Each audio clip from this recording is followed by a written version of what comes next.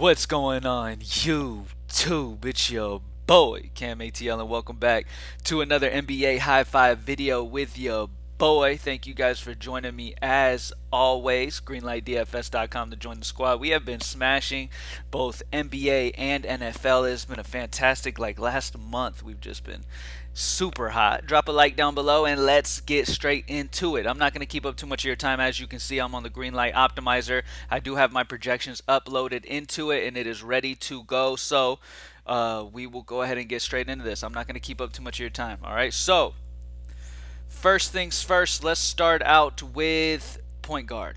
All right, so first and foremost, we got to talk about Paul George being out. With Paul George being out, Reggie Jackson's going to be a fantastic play at only 5'9". You're getting a guy with no Paul George. He gets a huge usage jump. He's going to jump up to about like a 30% usage or so.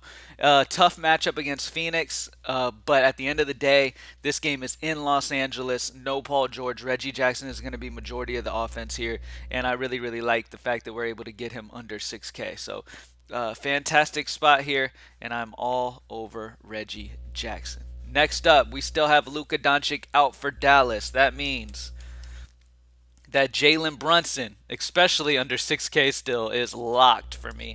And then you got Porzingis, who didn't do much last night, but because he kind of was, limited a little bit with them being in the back-to-back, make sure he does, in fact, end up playing with it being the back end of a back-to-back. But because he was limited a little bit last night, I would expect him to be good to go. Let me see the minutes he played yesterday. He ended up playing 30 minutes yesterday, so keep an eye on it. Make sure that he still is in.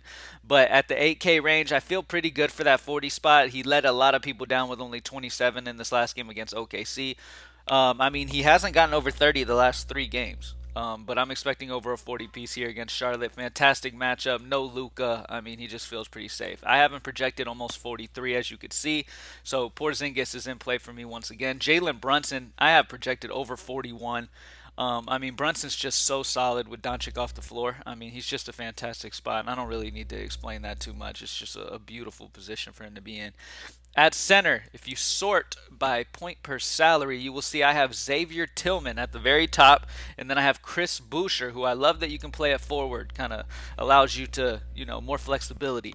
So, Xavier Tillman is in play for me because Steven Adams is out.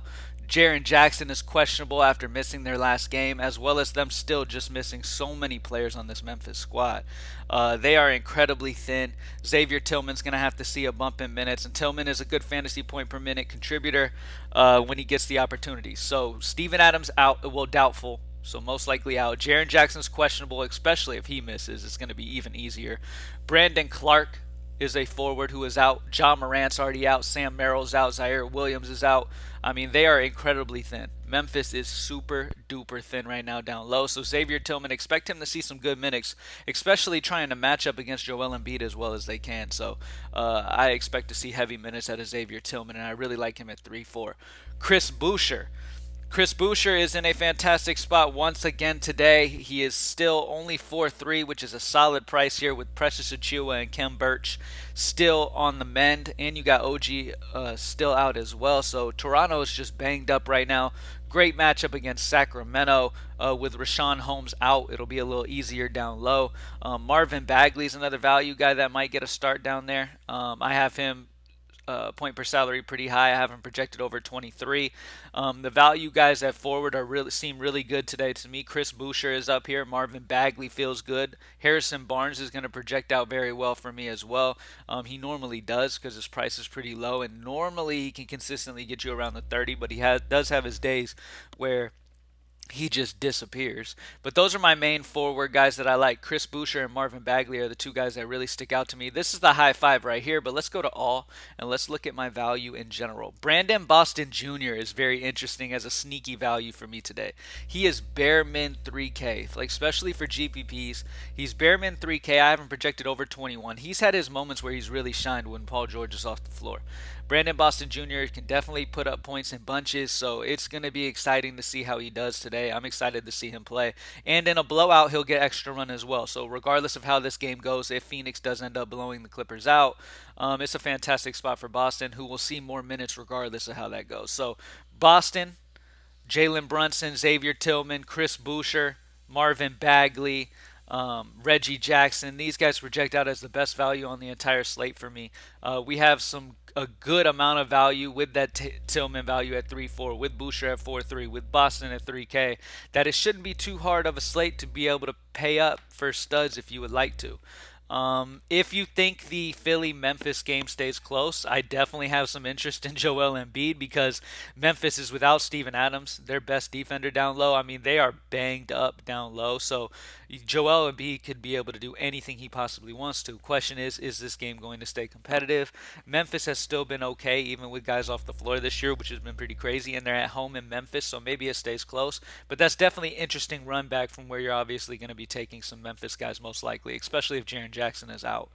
Um, Jokic's in a good spot. You are having to pay up 12K for him. Giannis, obviously, these guys are fantastic options. I like Trae Young a lot versus Houston. Houston's defense has just been dreadful versus guards. Trae Young has been hot. He's in a fantastic spot here. So I definitely like Trae Young. It's going to come down to where we have the value, and as of right now, um, I really like the bigs value with Boucher, Tillman, and stuff, so maybe it'll lead me to paying up to a guard, but it just depends how things go as the day goes on. I mean, we got more information that's going to come out, but as of right now, the place that I really like, Embiid, I have some interest in if I believe this game is going to stay close by the end of the day. Joel Embiid run back is interesting because they are super thin, big wise. Trae Young are my two favorite. Jokic, Embiid, and Trae Young are the three spend ups that I'm really curious in right now. And then the high five is Reggie Jackson, no Paul George. Jalen Brunson, no Luka Doncic. Kristaps Porzingis, no Luka Doncic. Xavier Tillman has a value. Steven Adams, doubtful. Jaren Jackson might not play. He's still questionable.